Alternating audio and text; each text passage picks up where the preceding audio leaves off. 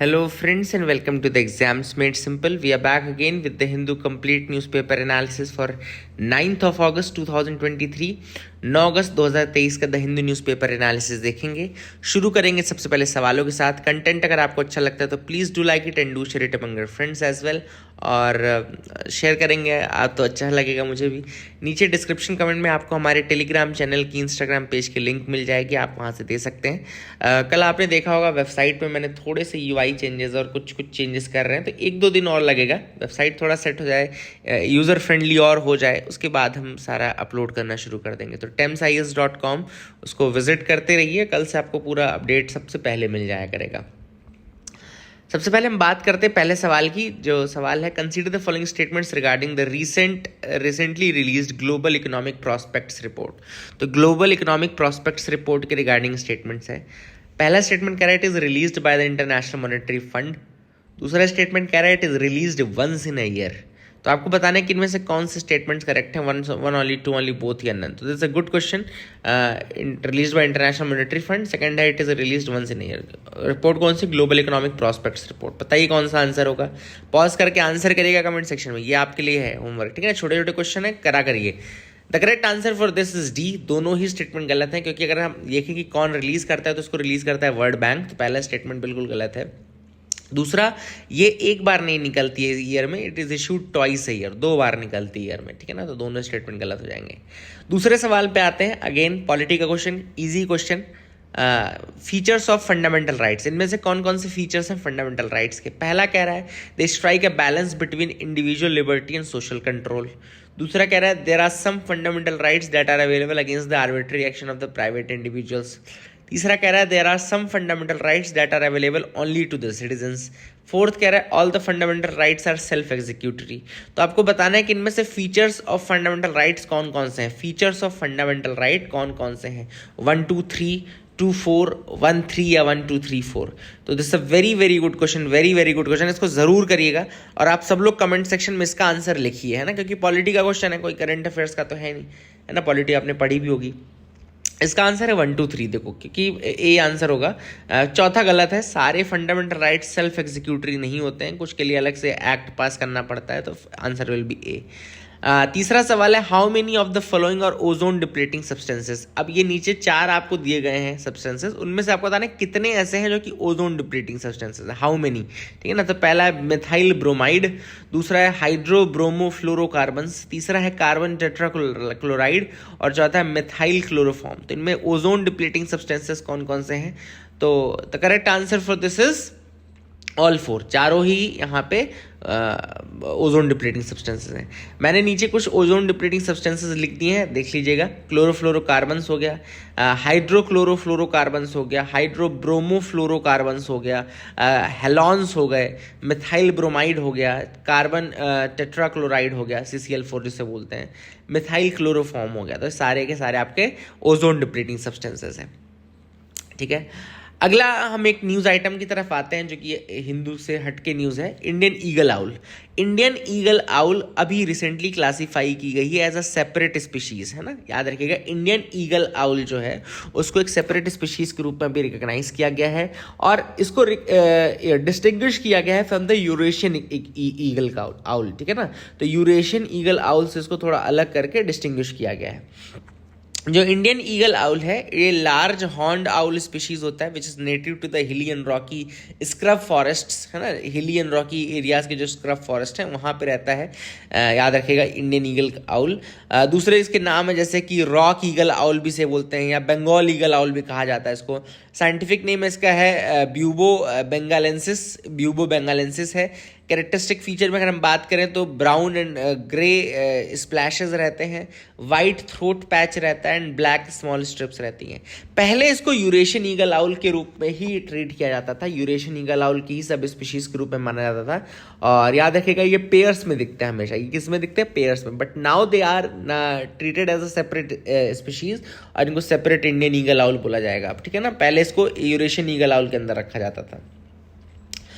दूसरी जो न्यूज़ है वो भी एक मैमल से ही रिलेटेड है, वैकीटा प्रोपोइस। याद रखिएगा, लिख लीजिए आप लोग, वैकीटा प्रोपोइस क्या है? It is the world's rarest and smallest marine mammal. ये मैराइन मैमल है vaquita प्रोपोइस। It's a world's rarest and smallest marine mammal.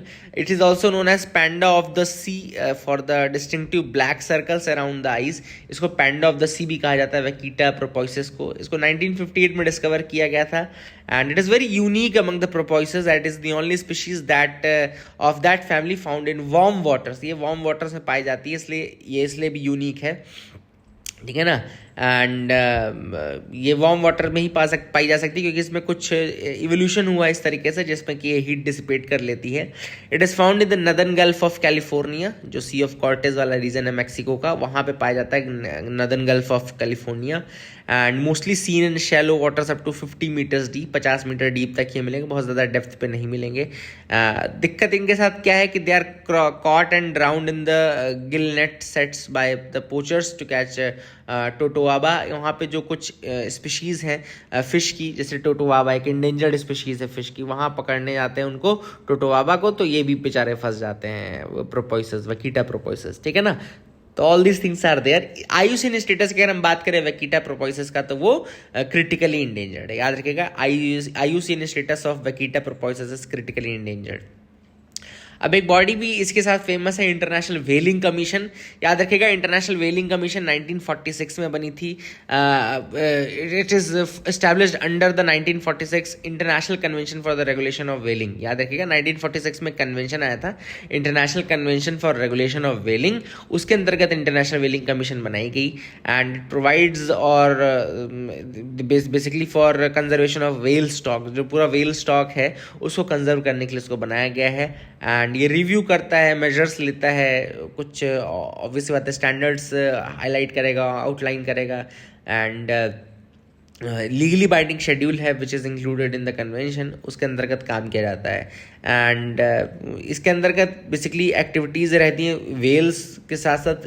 ये सब आते हैं सिटेशियन के कैटेगरीज में. याद रखना ये लिखा है ना सिटेशियन, ये यहाँ पे सिटेशियन जो होते हैं इसमें वेल्स भी आते हैं आपके, इसमें डॉल्फिन्स भी आते हैं, तो उन सबको प्रोटेक्ट करने का बेसिकली इसमें रहता है. तो I hope you got clarity. आगे मूव करते हैं न्यूज़ एनालिसिस पार्ट में. पहली जो न्यूज़ है फ्रंट पेज की, वह है police registers case against Assam rifles in Manipur. Assam rifles के अगेंस्ट केस रजिस्टर किया गया है मणिपुर में स्पेशली. असम राइफल्स की अगर हम बात करें तो Assam rifles is one of the central armed police forces, CAPF में आते हैं. ये लीडिंग काउंटर इंसर्जेंसी फोर्स है नॉर्थ ईस्ट की. ये it is the oldest paramilitary force in India, oldest paramilitary force है भारत की. 1835 में पहले कछार लेवी ग्रुप में फॉर्मेशन हुआ था इसका. 1835 में कछार लेवी ग्रुप में ओल्डेस्ट पैरामिलिट्री असम राइफल्स है. एंड बहुत बार नाम इनका चेंज हुआ. असम फ्रंटियर पुलिस हुआ 1883 में, असम मिलिट्री पुलिस हुआ 1891 में, ईस्टर्न बंगाल इन असम मिलिट्री पुलिस 1913 में, एंड फाइनली 1917 में असम राइफल्स ये बन गए, ठीक है ना. रोल अगर हम देखें तो it is tasked with the maintenance of law and order in the north east along with the Indian army and also guards the Indo Myanmar border in the region. तो इंडिया म्यांमार का border भी ये guard करता है. It is also known as sentinels of the north east. Sentinels of the north east इन्हें कहा जाता है. हेडक्वार्टर शिलोंग में है इनका. एंड मोटो है friends of the hill people. Control अगर देखा जाए तो इसके ऊपर डुअल कंट्रोल है. एकमात्र पैरामिलिट्री फोर्स है जिसके अंदर डुअल कंट्रोल है, मतलब कि एडमिनिस्ट्रेटिव कंट्रोल जो है फोर्स का वो मिनिस्ट्री ऑफ होम अफेयर्स का है and operational control Indian army यानी कि मिनिस्ट्री ऑफ डिफेंस का है, ठीक है ना. तो ये डुअल कंट्रोल है असम राइफल्स के ऊपर. एकमात्र ऐसी फोर्स है administrative ministry of home affairs, और जो ऑपरेशनल कंट्रोल है वो मिनिस्ट्री ऑफ डिफेंस. तो I hope you got clarity regarding that as well. ये भी आपको समझ में आ गया होगा. आगे मूव करते हैं और देखते हैं क्या इंपॉर्टेंट न्यूज़ आर्टिकल्स है जिनके बारे में हमको डिस्कस करना है. तो you can move ahead with me very easily. We can move ahead in this part. Okay, so Defense Ministry to switch to locally built operating system in computers amid threat. अब यहाँ पे defence ministry ने एक नया काम किया, एक नया ऑपरेटिंग सिस्टम ही बना लिया.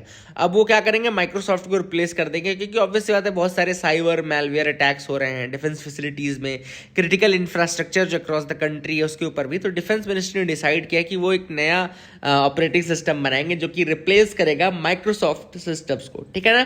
अब ये जो सिस्टम है ये इसका नाम है माया. याद रखिएगा ऑपरेटिंग सिस्टम माया लिख लीजिए. It is the new operating system जो पहले मिनिस्टर ऑफ डिफेंस मतलब अपने डिफेंस फैसिलिटीज़ में लगाएगी, उसके बाद में धीरे धीरे सब जगह आएगा. माया उबुंटू बेस्ड है. इट इज़ ऑपरेटिंग सिस्टम जिसका which is based on the open source Ubuntu, है ना. इसको लोकली डेवलप किया गया है इसका इंटरफेस बिल्कुल विंडोज़ जैसा रखा गया ताकि यूज़र्स को ज़्यादा डिफरेंस ना लगे। ऑब्वियसली बात है, फिर नहीं तो अलग लगने लगता तो चला नहीं पाएंगे। इसके अलावा एक and point detection and protection system बनाया जाएगा। And point detection and protection system भी बनाया जाएगा जिसका नाम है चक्रव्यूह, है ना। It is also being installed in the system. तो माया नाम का ऑपरेटिंग सिस्टम तो है ही, है ना। इसके अलावा माया के साथ साथ and point detection and protection system चक्रव्यूह भी स्टैब्लिश किया जा रहा है, इंस्टॉल किया जा रहा है, ठीक है ना। And Maya would prevent malware attacks and other cyber attacks which had seen a sharp increase in the which has seen a sharp increase. So Maya would what it would do, it would prevent the malware attacks and the other cyber attacks, ठीक है ना। तो I hope you got clarity regarding that as well. ये भी आप याद रखेंगे, I hope आप इसको याद रख पाएंगे। एडिटोरियल पार्ट में आते हैं। पहला जो एडिटोरियल हम डिस्कस करेंगे वह है climate events and an umbrella for urban health. अब यहाँ पे ऑथर ने बात की है कि किस तरीके से जो क्लाइमेट इवेंट्स हैं, जो एक्सट्रीम क्लाइमेट इवेंट्स हैं इंडिया के, वो हेल्थ को इम्पैक्ट कर रहे हैं। फॉर एग्जाम्पल जैसे अभी साइक्लोन्स आते हैं, साइक्लोन्स भी हेल्थ को इम्पैक्ट करते हैं। जैसे रेनफॉल आता है, रेनफॉल आता है तो जैसे पानी भरेगा तो कॉलेरा या मलेरिया होने की संभावना ज़्यादा है। डेंगी अभी जैसे बहुत ज़्यादा फैला हुआ था बीच में, है ना। तो ये सारी चीज़ें हैं। तो all this things are very much related to the health as well. ऐसा नहीं है कि क्लाइमेट इवेंट केवल प्रॉपर्टी का नुकसान करता है या लाइफ का नुकसान करता है, बहुत सारे हेल्थ इम्पैक्ट भी करता है। जैसे कि मलेरिया, डेंगी, लेप्रेसी हो गया, आपका लेप्टोस्पायरोसिस हो गया, डाइसेंट्री हो गया, ये सब वाटर रिलेटेड है ना। तो ये all this are water and vector borne diseases, है ना। तो ये सारी आपको जैसे जैसे आपकी कंडीशन चेंज होगी एयर में, वाटर में, वो ये सारी डिसीज होने लगेंगी। अब यहाँ पे ऑथर ने बोला कि जो पॉपुलेशन है इंडिया की, हर ऐसा नहीं कि हर जगह सेम वल्नरेबिलिटी है। वल्नरेबिलिटी मतलब कि कौन कितना इम्पैक्ट हो सकता है, तो सेम वल्नरेबिलिटी हर जगह है ऐसा नहीं है ना। अलग अलग पॉपुलेशन अलग अलग तरीके से वल्नरेबल है। अब जैसे देखो, एक तरह से हमारे दिमाग में आता होगा कि गांव के लोग ज़्यादा वल्नरेबल होंगे, ऐसा नहीं है। देखो, गांव के लोग इनफैक्ट कम वल्नरेबल है। ऑथर ने यहाँ पे देखो क्या बताया कि अभी रिसेंटली एक स्टडी की गई थी Indian journal of public health में। उस स्टडी में ये पता चला कि जो अर्बन हाउस होल्ड्स हैं, when compared to their rural counterparts, that are significantly at a much greater odds of suffering from malaria. जो अर्बन हाउस होल्ड्स हैं वो रूरल काउंटरपार्ट से कहीं ज़्यादा मतलब इफेक्ट हो सकते हैं, वल्नरेबल हैं फॉर मलेरिया, है ना। डेंगू का भी इफेक्ट जो है वो अर्बन एरियाज में ज़्यादा है, स्पेशली अर्बन एरियाज के ऐसे एरियाज जैसे स्लम वाले एरिया होगा या कोई ऐसे एरिया जो बहुत ज़्यादा डेवलप्ड पार्ट में नहीं है अर्बन एरियाज में, तो वो और ज़्यादा वल्नरेबल है। वो पॉपुलेशन सबसे अधिक वल्नरेबल होती है, जैसे स्लम की पॉपुलेशन हो गई या बहुत ही कोई अर्बन स्प्रॉल वाले रीजन की पॉपुलेशन हो गई, तो वो ज़्यादा वल्नरेबल रहते हैं, ठीक है ना। And households from climatically high and moderately high vulnerable states are at greater odds of suffering from malaria.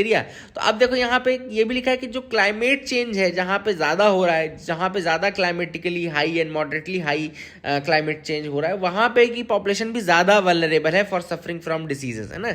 वहाँ भी पॉपुलेशन ज़्यादा वल्नरेबल है, ठीक है ना। एंड अब ऐसे में हमको क्या ज़रूरत है, ऐसे में हमको ज़रूरत है कि हम एक रेजिलिएंट हेल्थ सिस्टम बनाएं। रेजिलिएंट हेल्थ सिस्टम कैसा होगा? एक ऐसा सिस्टम जो नॉर्मल कंडीशंस के साथ तो डील कर ही सके, प्लस इमरजेंसी सिचुएशंस के साथ भी डील करने के लिए प्रिपेयर्ड रहे, ठीक है ना। तो we need to build a resilient, लिख लीजिए, in order to face these health exigencies what we need is a resilient health system. Resilient health system मतलब कि एक ऐसा health system which can face the normal conditions plus the emergency situations as well. India में क्या resilient health system है? नहीं है India में। ये चीज हमने कोविड में देख ली है कि इंडिया में रेजिलिएंट हेल्थ सिस्टम नहीं है। We are not prepared enough to face the exigencies.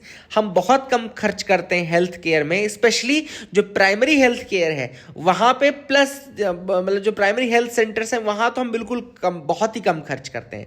और हमको ये चीज समझना पड़ेगा कि जो फर्स्ट रिस्पॉन्डर्स हैं कई केसेस में वो अर्बन लोकल बॉडीज या रूरल लोकल बॉडीज रहेंगे। तो जो ये कम्युनिटी हेल्थ सेंटर्स हैं या प्राइमरी हेल्थ सेंटर्स हैं, इनको हमको स्ट्रॉन्ग करने की जरूरत है ना। तो ये भी आप लिख लीजिए कि प्राइमरी हेल्थ सेंटर्स को, अर्बन हेल्थ सेंटर्स को और आपके जो कम्युनिटी हेल्थ सेंटर्स हैं इनको हमको थोड़ा स्ट्रॉन्ग करने की जरूरत है, थोड़ा फाइनेंशियल ऑटोनॉमी देने की जरूरत है। प्लस जो अर्बन लोकल बॉडीज है वहां पे हम थोड़ा फाइनेंशियल ऑटोनॉमी देंगे, तब जाकर के वो रेजिलिएंट सिस्टम हर लेवल पे बन पाएगा। ऐसा नहीं कि सिर्फ जो बिल्कुल मुंबई जैसे सिटीज है वहां जाओगे तभी आपको टाटा हॉस्पिटल में, सीधे आप टाटा नहीं जाओगे ना, आप पहले अपने लोकल में दिखाओगे। तो लोकल को स्ट्रॉन्ग करो पहले, तब जाके ग्लोबल में जाओ। वही ऑथर ने बोला कि कोविड-19 के बाद हमको समझ में आ गया कि जो हमारी हेल्थ गवर्नेंस है वो काफ़ी फ्रैगमेंटेड है ना, और वहाँ पे हमको थोड़ा कोहेजन की ज़रूरत है, डेटा शेयरिंग की ज़रूरत है, नॉलेज शेयरिंग की ज़रूरत है, और हमको प्रिवेंटिव प्लस क्यूरेटिव दोनों ही ट्रीटमेंट को स्ट्रॉन्ग करने की ज़रूरत है। ये भी लिख लेना कि हमको कहाँ का प्रिवेंटिव प्लस क्यूरेटिव दोनों पे ही हमको ज़्यादा ध्यान देना है। प्रिवेंटिव को भी स्ट्रॉन्ग रखना है कि डिसीज़ हो ही ना ऐसा सिस्टम, प्लस क्यूरेटिव मतलब क्योर हो सके फिर अगर हो जाए तो, है ना। तो all this things are there, and थोड़ा हमको वही ethical treatment processes and all इनको इंक्लूड करने की जरूरत है।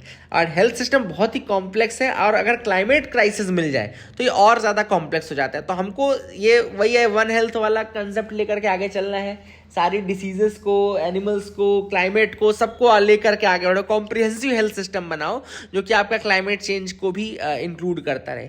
प्लस यहाँ पे एक ऑथर ने सजेशन ये भी दिया है कि एक कार्डर बनाना है आपको, multipurpose front line public health कार्डर आप बनाओ।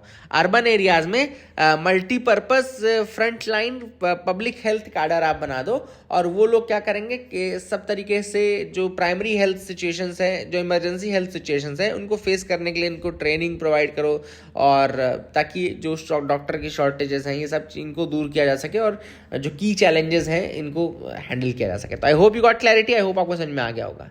आते हैं सेकंड एडिटोरियल पे। दूसरा editorial learning from the chips act of US. अब यूएस यानी कि यूनाइटेड स्टेट्स का एक एक्ट अभी रिसेंटली आया था, चिप्स यानी कि creating helpful incentives to produce semiconductors and science act of 2022। 2022 में चिप्स एक्ट लेकर के आए कौन? यूनाइटेड स्टेट्स लेकर के आए। क्यों लेकर के आए? ताकि लगभग $52.7 बिलियन वो अगले 5 साल में खर्च करेंगे, जो कि बूस्ट करेगा अमेरिका का कॉम्पिटिटिवनेस, अमेरिका का इनोवेशन, अमेरिका में national security, specially in the fields of semiconductors. याद रखेगा, सेमीकंडक्टर की फील्ड में इनोवेशन, कंपटीशन और नेशनल सिक्योरिटी किया जाएगा। मैंने आपको कल भी बताया था कि अमेरिका जो है वो एक तरीके से सप्लाई चेन रेजिलिएंट इनिशिएटिव भी लॉन्च किया उसने। क्यों? क्योंकि वो अमेरिका जो चाइनीज डिपेंडेंसी है उसको बिल्कुल ख़त्म करना चाहता है। सेमीकंडक्टर्स के फील्ड में इतना काम नहीं किया है अमेरिका ने, यूरोप ने, चाइना ने, ताइवान ने बहुत ज़्यादा किया था। तो वहाँ से थोड़ा वो चाहते हैं कि अब उस चीज़ को शिफ्ट किया जाए, और मतलब जो मोमेंटम है वो अपने फेवर में लाया जाए, ठीक है ना।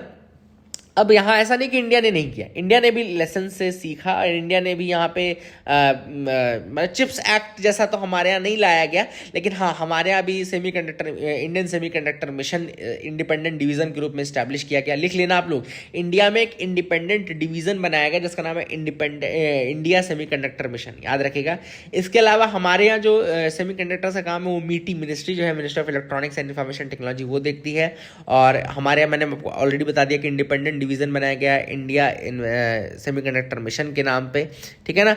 एंड एक हमने the policy of chip designing जो हमारी एडमिनिस्टर की जा रही है, जो चिप डिज़ाइनिंग की पॉलिसी एडमिनिस्टर हो रही है वो सीडैक याद रखिएगा, एक R&D ऑर्गेनाइजेशन है, मीटी के अंदर ही है, पुणे बेस्ड है, वो इसको बना रहे हैं, ठीक है ना। तो अब इंडियन सेमीकंडक्टर मिशन कमेटी भी बनाई गई है जिसमें कि मीटी के ही ब्यूरोक्रेट्स हैं जो कि देख रहे हैं कि किस तरीके से सेमीकंडक्टर की फील्ड में, फैब्रिकेशन और इन सब के फील्ड में हम आगे बढ़ सकते हैं। अब देखिए चिप्स एक्ट है, तो चिप्स एक्ट कैसे अलग है हमारे यहाँ? तो चिप्स एक्ट में तो देखो बहुत सारा खर्चा, बहुत सारा बजट एलोकेशन किया गया है। इतना बजट एलोकेशन इंडिया में नहीं किया गया है, ठीक है ना, याद रखिएगा। चिप्स एक्ट में इसके अलावा एक नोडल एजेंसी बनाई गई है, वहाँ पे नेशनल सेमीकंडक्टर टेक्नोलॉजी सेंटर बनाया गया है। It has been created to collaborate with industry and education institutions, and ये बहुत इंपॉर्टेंट चीज़ है कि आप कोलैबोरेट करो इंडस्ट्री और एजुकेशन, एकेडमिक्स को भी इंक्लूड करो ताकि रिसर्च वाला फैक्ट भी आता रहे।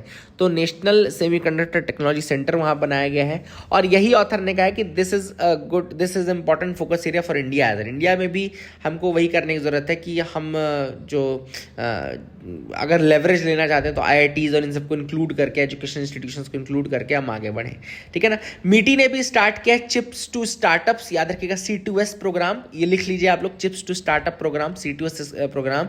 एंड इसमें हमने लगभग 100 यूनिवर्सिटीज़ एंड कॉलेजेस के साथ कोलैबोरेट किया है। NSTC के जैसे, जो अमेरिका का NSTC है ना, तो उसके जैसे ही C2S में भी यही एम किया गया है कि हम जो एग्जिस्टिंग क्वालिटी ट्रेनिंग प्रोग्राम्स हैं उनको सपोर्ट कर सकें, है ना। हालांकि हमारे यहाँ प्राइवेट ट्रेनिंग सेंटर्स जो हैं basically many private chip designer outside the conventional university systems are there, है ना, वो ऑलरेडी हैं। एंड हमको ये ज़रूरी है कि हम सर्टिफाई कर सकें, सर्टिफाइंग प्रोग्राम बना सकें, एक अच्छे क्वालिटी का प्रोग्राम बना सकें। ऑथर ने वही कहा कि हमको एक गुड क्वालिटी प्रोग्राम चाहिए, वो क्वांटिटी नहीं चाहिए कि भाई बहुत सारी ट्रेनिंग हो रही है। Certified good quality training programme चाहिए सेमीकंडक्टर्स के उसमें, जो कि हमारे मतलब हमको रीअश्योरेंस दे सके कि हाँ हमारे प्लान सही डायरेक्शन में है। अच्छा, एक इंपॉर्टेंट डिफरेंस जो है इंडिया के ये C2S और जो भी हमने इंडियन सेमीकंडक्टर मिशन बनाया और यूएस के चिप्स एक्ट में, चिप्स एक्ट जो है वो इनोवेशन और रिसर्च की तरफ भी उन्होंने पैसे देंगे। डिपार्टमेंट ऑफ कॉमर्स लगभग $11 बिलियन खर्च करेगा फ्यूचर रिसर्च में, मतलब सेमीकंडक्टर्स की फ्यूचर रिसर्च, मतलब वो एक कदम आगे भी चल रहे हैं। हम कहाँ चल रहे हैं, हम अभी दौड़ रहे हैं कि जो बना हुआ सिस्टम ऑलरेडी हम और वो भी इंडिया में बना लें। पर ये टेक्नोलॉजी इतनी जल्दी चेंज हो जाएगी ना, ये हो सकता है हमारा पूरा खर्चा खत्म हो जाए, मतलब हम पूरी मेहनत ऐसी हो जाए कि बस हम पुराना सिस्टम ही डेवलप कर पाए। तो यहाँ पे अमेरिका वाले $11 बिलियन खर्च करके नई रिसर्च भी कर रहे हैं कि किस तरीके से हम पैकेजिंग अच्छी कर सकते हैं, किस तरीके से हम फैब्रिकेशन में कुछ इनोवेशन ला सकते हैं, है ना, all these things are there. तो वो हमको भी करने की जरूरत है। हमने अभी तक पैकेजिंग और एडवांस मैन्युफैक्चरिंग रिसर्च में कुछ नहीं किया है, ठीक है ना, सेमीकंडक्टर्स के एडवांस मैन्युफैक्चरिंग और पैकेजिंग में कुछ नहीं किया है, और इसी कारण से हमारा जो है बेसिकली वो सही नहीं है, मतलब एक तरीके से कुछ एरियाज मिसिंग है डेवलपमेंट के। तो वो ऑथर ने कहा है कि उसको हमको वो गैप्स फिल करने की जरूरत है। आई hope you got clarity, I hope आपको समझ में आ गया होगा। आगे मूव करते हैं, देखते हैं और क्या इंपॉर्टेंट आर्टिकल्स हैं।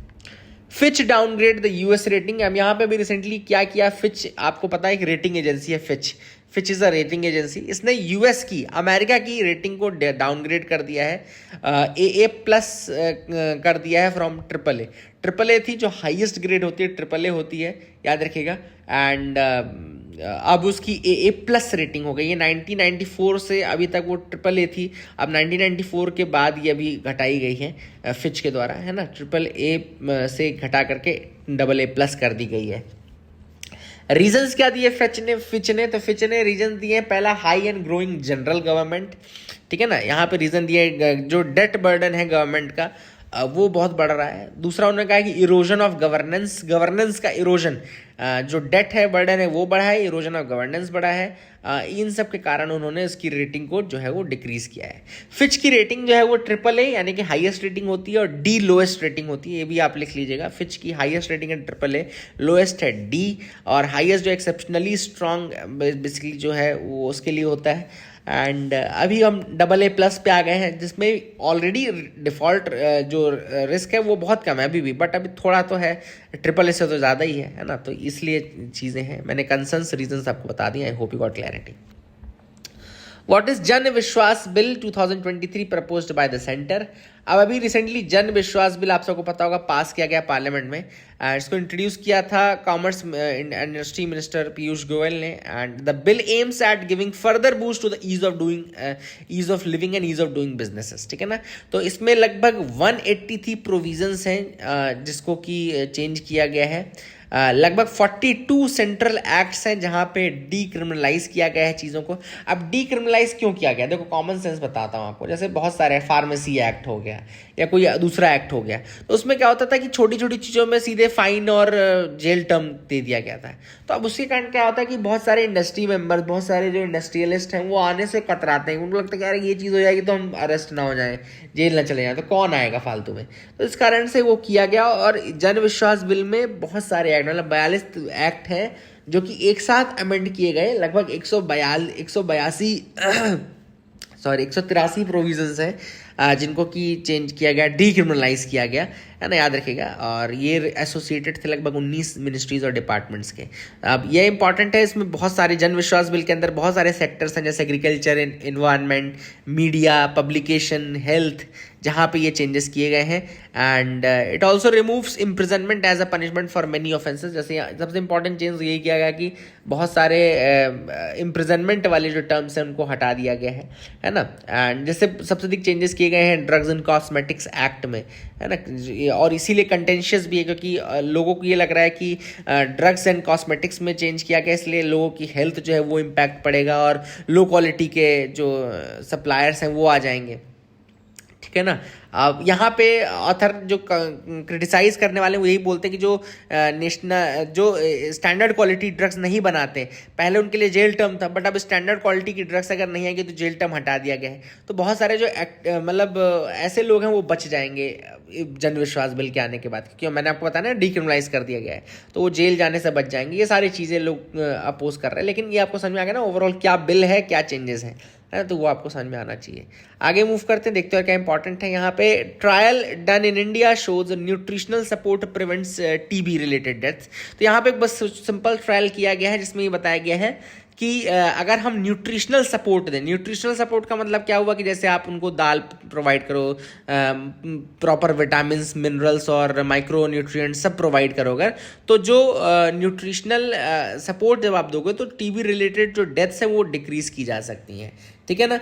अब यहाँ पे टीबी के बारे में आपको बता दूं कि जैसे कॉलेरा होता है, एंथ्रैक्स होता है, टाइफाइड होता है, ये सारे बैक्टीरियल डिसीजेज हैं। चाहे कॉलेरा हो, चाहे ट्यूबरकुलोसिस हो, चाहे एंथ्रैक्स हो, चाहे टाइफाइड हो, they are all bacterial diseases.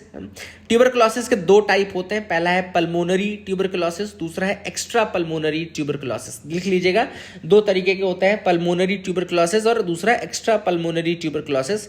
Pulmonary tuberculosis मतलब कि एंडेमिक इन्फेक्शन जो लंग्स को अफेक्ट करता है, एंडेमिक इन्फेक्शन जब लंग्स को अफेक्ट करता है ना, तो वो होता है आपका पल्मोनरी। इसमें तीन तरीके के होते हैं, प्राइमरी ट्यूबरकुलोसिस निमोनिया इसको बोलते हैं, दूसरा है मिलियरी ट्यूबरकुलोसिस होता है, और तीसरा आपका लेटेंट ट्यूबरकुलोसिस होता है। तो ये पल्मोनरी वाले हो गए। और एक्स्ट्रा पल्मोनरी में बेसिकली इन इम्यूनो कॉम्प्रोमाइज्ड पेशेंट जो रहते हैं, जिनका इम्यून सिस्टम कॉम्प्रोमाइज रहता है, उनको हो जाता है, तो ये एक्स्ट्रा पल्मोनरी कहलाता है। इसमें जैसे tuberculosis, meningitis, osteal tuberculosis, lymph node disease, renal tuberculosis, adrenal tuberculosis, ये आते हैं। तो ये दोनों मैंने आपको बता दिया। I hope you got clarity regarding that as well. आगे देखते हैं और क्या इंपॉर्टेंट न्यूज आर्टिकल हैं, अगर हम देख सके तो। More students using smartphones for entertainment than study. अभी रिसेंटली एक सर्वे किया गया है, आपको बता दूं, state of elementary education in rural India report. लिख लीजिए क्या नाम है रिपोर्ट का, state of elementary education in rural India report. इसमें बेसिकली रूरल एरियाज के 6000 से ज़्यादा पेरेंट्स के साथ डिस्कस किया गया उनके बच्चों के बारे में, जिनमें उन्होंने ये बताया कि मोस्टली जो बच्चे हैं वो वीडियो गेम्स खेलने के लिए या गाने सुनने के लिए या एंटरटेनमेंट पर्पस के लिए ही मोबाइल फ़ोन्स का यूज़ कर रहे हैं। बहुत कम ऐसे बच्चे हैं जो एजुकेशन पर्पस के लिए यूज़ कर रहे हैं। ये याद रखिएगा, नाम क्या है रिपोर्ट का, मैंने आपको बताया था, state of elementary education in rural India report. इसको निकालता कौन है, ये यूनियन एजुकेशन मिनिस्ट्री निकालती है। तो यूनियन एजुकेशन मिनिस्टर इसको निकालते हैं। और ये सर्वे कौन किया है, तो सर्वे किया है डेवलपमेंट इंटेलिजेंस यूनिट, याद रखिएगा DIU, development intelligence unit, DIU।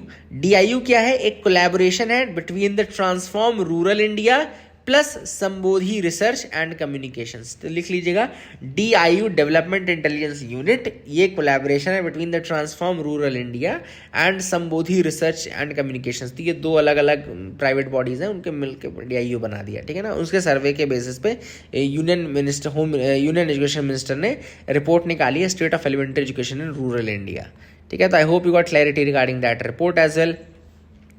Y no disaggregated data on tribal population. अब यहाँ पे हाउस पैनल है बेसिकली जो कि ट्राइबल पॉपुलेशन से रिलेटेड है। ये आर्टिकल क्यों मैं आपको बता रहा हूँ कि इसमें सिंपल सा आपको ये समझना है कि जो ट्राइबल एरियाज हैं, स्पेशली जो ट्राइबल एरियाज की विमेन हैं, वो बहुत सारे डिसीजेस से जूझ रही हैं, उनके बारे में प्रॉपर डेटा नहीं कलेक्टेड है। इसी कारण से पॉलिसी नहीं बनाई जा रही है या पॉलिसी बनाने में थोड़ा टाइम लग रहा है। इस कारण से एक पैनल था जिसने अभी मतलब उनको खरी खोटी भी सुनाई कि भैया आपको डेटा तो होना चाहिए ना आपके पास।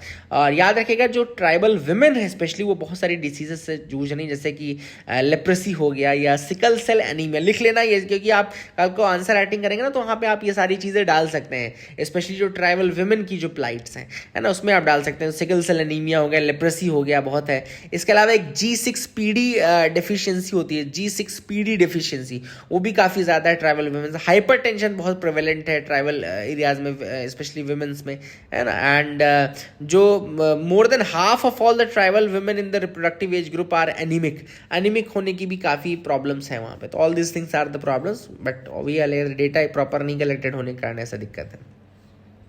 China seeks removal of Philippines vessel. अब अभी चाइना ने कहा है कि भैया अपना वेसल हटा लो, हुआ क्या था कि 1999 में फिलीपींस ने अपना एक वेसल वहां रख दिया था। कहाँ पे रख दिया था? स्प्रैटले आइलैंड के पास। स्प्रैटले आइलैंड जो है साउथ चाइना सी का स्प्रैटले आइलैंड है, जिसको चाइना क्लेम करता है कि हमारा है। और मैप में आप एक बार स्प्रैटले आइलैंड देख करके बताइए मेरे को कि स्प्रैटले ऊपर है कि आपका कार्बोरो शोल। दो आइलैंड्स हैं, कार्बोरो शोल, स्प्रैटले। तो आपको बताने कि ऊपर नीचे कौन है। अब ये याद रखेगा, BRP सियरा माद्रे इसका नाम था, याद रखेगा, BRP Sierra Madre. And Philippines ने इसको रखा था 1999 में, और उसको हटाने के बाद अब चाइना कह रहा है कि बेटा हटा लो, है ना, सुधर जाओ। Physical fire power necessary to handle the exogenous shocks. अब यहाँ पे ऑथर ने बात की कि भैया फिजिकल फायर पावर होनी चाहिए आपके पास। फिजिकल फायर पावर का मतलब ऑब्वियस सी बात है, आपके पास इतना मतलब आपके पास इतना फाइनेंशियल मतलब रिसोर्सेज होने चाहिए कि आप किसी भी एक्सोजिनस मतलब कि इमरजेंसी आउटसाइड कंडीशन को फेस कर सको। For example Ukraine Russia war है, ये एक्सोजिनस कंडीशन है, ऐसे इसको फेस करने के लिए। अब यहाँ पे एक टर्म आया है इस आर्टिकल में, MTEF, यानी कि मीडियम टर्म एक्सपेंडिचर फ्रेमवर्क। क्या है मीडियम टर्म एक्सपेंडिचर फ्रेमवर्क? मैं आपको वो बता दूं एक बार, इंपॉर्टेंट है क्योंकि ये तो मीडियम टर्म एक्सपेंडिचर फ्रेमवर्क जो है, it's a statement which sets a 3-year rolling target for expenditure indicators. जो एक्सपेंडिचर के इंडिकेटर्स हैं, मतलब खर्चा करने के जो इंडिकेटर्स हैं, उनके लिए 3 साल का रोलिंग टारगेट सेट करता है। अब ये क्या टारगेट सेट करता है मैं आपको बता दूं, ये मेंशन्ड कहां पर है? तो ये मेंशन्ड है section 3 of the FRBM act 2003, जो physical responsibility and budget management act 2003 का है, उसके सेक्शन 3 में ये चीज मेंशन्ड है। The statement provides an estimate of expenditure for various sectors. अब ये जो MTEF स्टेटमेंट है, ये क्या प्रोवाइड करता है कि कितना एक्सपेंडिचर अलग अलग सेक्टर्स में होगा, जैसे हेल्थ, एजुकेशन, डेवलपमेंट, इनमें कितना एक्सपेंडिचर होगा। अब ये जो डेटा रहेगा एक्सपेंडिचर कमिटमेंट का, इसको अलग अलग सेंट्रल मिनिस्ट्रीज को दिया जाता है। फिर उनको ये बताया जाता है कि भाई आपको खर्चे जो है इसी लिमिट में रखने हैं, क्योंकि FRBM एक्ट क्या बोलता है भाई कि आपको अपना फिजिकल डेफिसिट कम रखना है। तो गवर्नमेंट को MTEF इसीलिए भेजा जाता है ताकि अपने एक्सपेंडिचर्स को वो मॉनिटर कर सकें, ठीक है ना। तो all this things are very important. Objective MTEF का ये है कि एक FRBM का जो स्टेटमेंट है और जो यूनियन बजट है, उसके बीच में एक क्लोज इंटीग्रेशन बनाया जा सके, ताकि खर्चा इतना ज्यादा ना हो जाए कि जो लिमिट है वो क्रॉस कर दे गवर्नमेंट, है ना। एंड ये इंपॉर्टेंट होता है इसी के। तो I hope you got clarity regarding that as well. इसके अलावा याद रखेगा जो स्टेटमेंट है MTEF का, it is presented in the session after the one in which the budget is presented. तो जो सेशन बजट के बाद वाला होता है ना, उसके में MTEF प्रेजेंट किया जाता है, और यूजुअली ये मानसून सेशन में होता है। तो I hope you will remember that as well. ये थोड़ी थोड़ी चीज़ें जो मैं आपको बता सकता हूँ, मैं आपको बता रहा हूँ। MTEF याद रखेगा।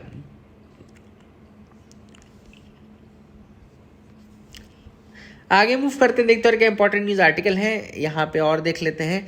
तो लास्ट न्यूज़ आर्टिकल जो है वो है लास्ट पेज की, how did the dinosaurs becomes bird में द नोज नोज। तो यहाँ पे सिंपल सी बात है, यहाँ पे एक आप सबको पता है 1859 में ओरिजिन ऑफ स्पीशीज नाम की एक बुक थी, जिसमें ब्रिटिश नेचुरलिस्ट चार्ल्स डार्विन ने एवोल्यूशन की थ्योरी दी थी, है ना, कि भैया सब एवोल्यूशन से हुआ, ये ऐसा ऐसा, है ना। इसके अलावा थॉमस हेनरी हक्सले, उसने सजेस्ट किया था कि बर्ड्स जो हैं वो they are the descendants of the extinct dinosaurs. याद रखिएगा, थॉमस हेनरी हक्सले ने ये चीज़ कहा था, लेकिन ये चीज़ कोई प्रूव नहीं कर पाया। तो अब यहाँ पे एक नेजल टर्बिनेट की मदद ली जा रही है। नेजल कैविटी जो होती है वार्म ब्लडेड एनिमल्स की, it houses a complex scroll like structure. याद रखिएगा, जो नेजल कैविटी होती है ना आपकी, जो नाक वाला जो फ्रंट पोर्शन है अंदर का, तो नेजल कैविटी बोलते हैं। इसमें एक स्क्रोल लाइक स्ट्रक्चर होता है, जिसमें जो बहुत थिन बोन्स प्लेट से बना हुआ है, इसको हम नेजल टर्बिनेट बोलते हैं, नेजल या रेस्पिरेटरी टर्बिनेट बोलते हैं। तो नेजल टर्बिनेट जो है they are only found in the warm blooded creatures. याद रखिएगा, नेजल टर्बिनेट जो होता है वो केवल वार्म ब्लडेड क्रिएचर्स में पाया जाता है, and they are responsible for regulating heat and moisture exchange between during the respiration. तो रेस्पिरेशन के टाइम पे ये रिस्पॉन्सिबल होते हैं for regulating heat and moisture exchange during the respiration. इसी की मदद से ये निकाला जा रहा है। देखो ये इनके हैं कि नहीं है ये मुझे नहीं पता, लेकिन आपको थोड़ा सा ये नेजल टर्बिनेट के बारे में याद रखना है कि जो हमारी नेजल कैविटी है वहाँ पे थिन बोन प्लेट्स का एक स्ट्रक्चर होता है स्क्रोल लाइक, जिसको हम नेजल टर्बिनेट बोलते हैं, और ये केवल वार्म ब्लडेड क्रिएचर्स में पाया जाता है। काम इसका क्या है कि काम इसका है responsible for regulating heat and moisture exchange during respiration. I hope you got clarity. That is it for the day. Keep loving us, keep sharing us. Thank you, have a nice day.